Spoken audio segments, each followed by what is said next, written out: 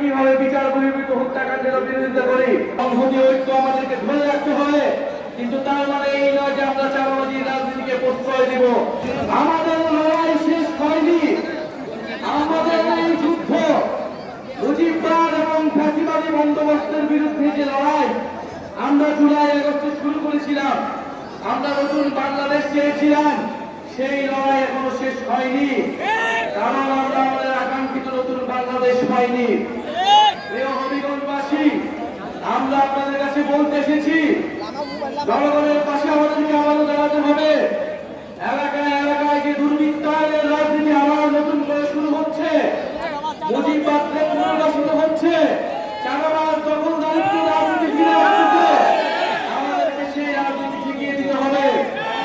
আমরা মনে করি ফ্যাসিবাদ বিরোধী লড়াইয়ে যেই একতা, যেই সংহতি বাংলাদেশে তৈরি হয়েছে রাজনৈতিক দল এবং জনগণের মধ্যে, দেশের পক্ষে জনগণের পক্ষে, সেই সংহতি ঐক্য আমাদেরকে ধরে রাখতে হবে, কিন্তু তার মানে এই নয় যে আমরা চাঁদাবাজি রাজনীতিকে প্রশ্রয় দিব।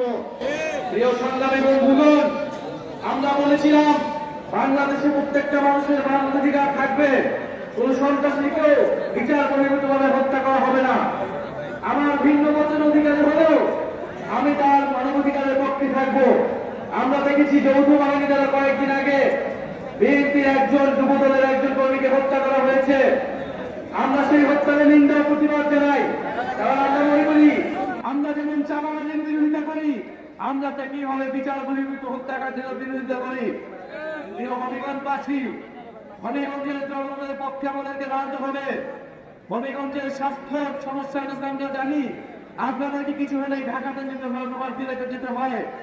হবিগঞ্জের দূর-দূরান্ত থেকে গ্রাম থেকে মানুষ স্বাস্থ্য সেবা পায় না। নিপীড়িত যত নিগোষ্ঠী রয়েছে সকলের ঐক্য দরকার। এবং আমরা বলতে চাই দক্ষিণ এশিয়ার সকল গরিব মুসলিম এবং নিপীড়িত মানুষের ঐক্য আমরা গড়ে তুলব। বাংলাদেশের মুসলিম গরিব নিপীড়িত হিন্দু মানুষের সংহতি আমরা গড়ে তুলব। জুলাই গণ অভ্যুত্থানে যারা অংশগ্রহণ করেছিলেন, আমাদের নারীরা, আমাদের অনাথ সমাজ, আমাদের তরুণ প্রজন্ম, আপনাদের উদ্দেশ্যে বলতে চাই, জাতীয় নাগরিক পার্টি শুধু রাজনৈতিক দল নয়, এই দলের নেতৃত্ব গণ অভ্যুত্থানের নেতৃত্ব দিয়েছে।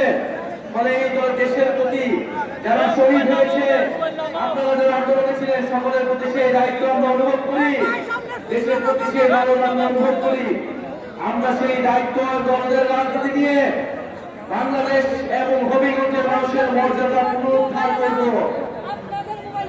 আমরা প্রিয় বন্ধুগণ, আজকে আমরা এসেছি অল্প সময়ের জন্য, আমরা আবার আসবো হবিগঞ্জে। হবিগঞ্জে আজকের প্রোগ্রাম বাস্তবায়নে যারা কাজ করেছেন, জাতীয় নাগরিক পার্টির যারা নেতৃবৃন্দ রয়েছেন, যুব শক্তি, শ্রমিক এবং ছাত্র সংসদের যারা নেতৃবৃন্দ রয়েছেন, সকলকে আন্তরিক ধন্যবাদ জানাই। আমরা